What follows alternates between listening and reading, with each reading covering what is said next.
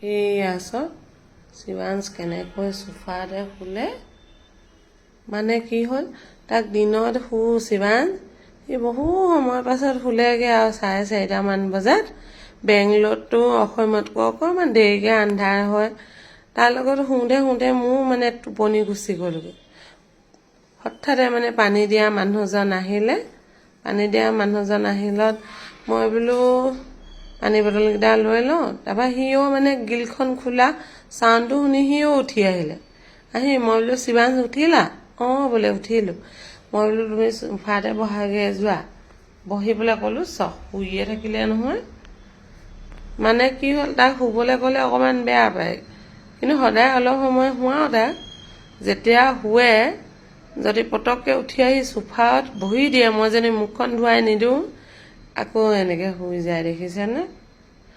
লাল কাল টোপনি ল'ৰাটো।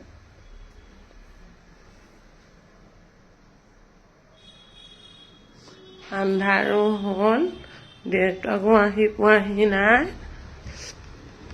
অলপ আগতে আন্ধাৰ হৈছেহে ইয়াত আৰু। এয়া পানী বটল দিছিলেহি। এতিয়া সময় 7টা বাজিবলৈ 10 মিনিট আছে। এতিয়া আন্ধাৰ হৈছে আৰু তাই হ'ল বুলিয়ে ধৰিব পাৰি। এইয়া চব কি টোপনি মানে, এতিয়া বহুত দেৰি শুবহি।